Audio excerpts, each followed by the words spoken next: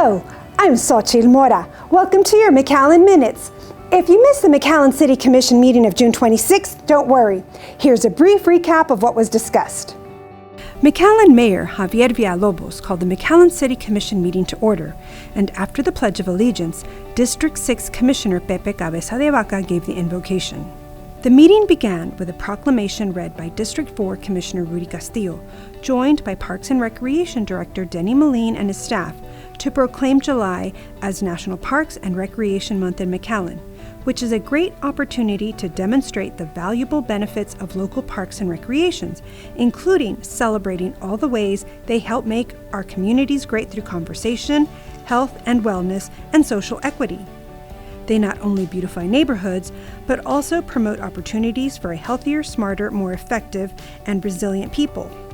The McAllen City Commission encourages citizens to visit all 91 McAllen parks and any of the recreation facilities, including pools, community centers, or sports fields, or enjoy any of the great sports programs and activities available there.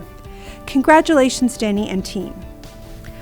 Under public hearings, McAllen City Commissioners heard a presentation from the Community Development Advisory Council President, Erica Perez, on the FY 2023-2027 Consolidated Plan and Strategy and FY 2023-2024 Action Plan for CDBG, Home, and ESG programs. Under the consent agenda, Commissioners approved receiving for free 1,000 senior fall prevention educational magnets for the McAllen Fire Department for local outreach initiatives. Commissioners approved a budget amendment for the Parks and Recreation Department to contribute $10,000 to the McAllen Marketing Co-op Fund. Commissioners authorized the submission of a grant application to the National Endowment for the Arts under the NEA Grants for the Arts Projects 2, which provides funding to elevate artists as integral and essential members of a vibrant society. The grant continues to promote thriving local, regional, statewide, and national art ecosystems and infrastructure. The grant application is for $100,000 with a $100,000 local match required. If awarded, the grant is for costs associated with McAllen, Fiesta de Palmas, and other cultural endeavors. Commissioners authorized the submission of a grant application to the U.S. Department of Transportation for the Safe Streets and Roads for All 2023 Implementation Grant, which provides funding to support planning, infrastructure, behavioral, and operational initiatives to prevent death and serious injury on roadways. McAllen's grant, in the amount of up to $12 million with a local match of $3 million required, will provide for the construction of 4 underpasses for pedestrian traffic, as well as for the reconstruction of an intersection to include bike lanes. Commissioners approved the following co-op purchases: a purchase contract in the amount of $195,335 to Silsby Toyota of Silsby, Texas, for the purchase of 6 new current model vehicles utilizing TIPS USA Purchasing Cooperative for the Public Works Fleet Operations Department. A purchase contract in the amount of $383,165 to Holt Cat in Edinburgh for the purchase of a new long-reach excavator with cutter attachment utilizing Sourcewell bid for the Public Works Drainage Department.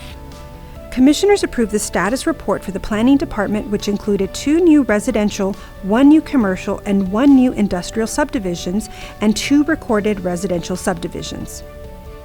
They also approved the engineering status report, highlighting the expected timeframe for completion of the Daffodil Widening Project and the Harvey Avenue Bridge Project. Finally, Commissioners approved the Parks and Recreation status report, which included completed, ongoing, or about to be initiated construction projects and improvements. Under bids and contracts, Commissioners approved the purchase of 18 traffic signal cabinets from the HGAC buy system in the amount of $270,000 for the Traffic Operations Department. Commissioners approved an award of contract to Climatech in the amount of $85,000 through the TIPS contract for the purchase and installation of bus terminal HVAC upgrades project. Commissioners approved an award of contract to Excellent Fence, Inc. of Mission, Texas for emergency fence repairs at Champion Lakes Golf Course. Commissioners approved an award of supply contract to Frontera Materials, Inc. of Elsa, Texas in the projected amount of $184,000 for the purchase of Caliche Road base material for the Public Works Street Maintenance Department. Commissioners approved the ratification for the purchase and installation of 40 shade tarps through Buy Board in the amount of $101,400 to Tenzo McAllen LLC for the Municipal Softball Complex, the McAllen Sports Park, and the McAllen Youth Baseball Complex. Finally, Commissioners approved a general aviation lease with VHG Acquisitions LLC of a 20,000 square foot hangar with related ramp and parking areas at an annual rent of $6,726. Under ordinances, Commissioners approved changes to Section 138-371 of the zoning ordinance to cap the size of carports approved for a special exception at 400 square feet, which is enough to cover 2 vehicles. Under the City Manager's report, Assistant City Manager and Emergency Operations Coordinator, Mr. Jeff Johnston, gave an update on the number of migrant asylum seekers being brought by Border Patrol to the Catholic Charities Respite Center. EOC Johnston updated the community on the changing numbers being received. For the week of June 8th through June 14th, 1,174 immigrants were dropped off. With a COVID positivity rate of 0.6% at Ansalduas Park, it remains operational.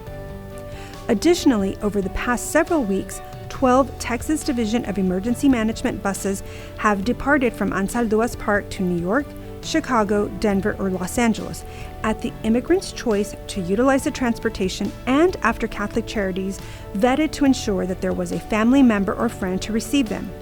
As of June 16th, Catholic Charities has discontinued the use of TDM buses for these trips.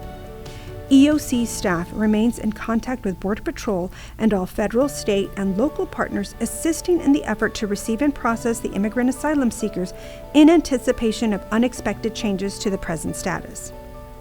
We hope you enjoyed this recap of your McAllen City Commission meeting. Meetings are set for the second and fourth Monday of each month. We also air the entire meeting on the McAllen Cable Network Spectrum 1300 on Tuesdays, Thursdays, and Saturdays. For the City of McAllen, I'm Xochitl Mora.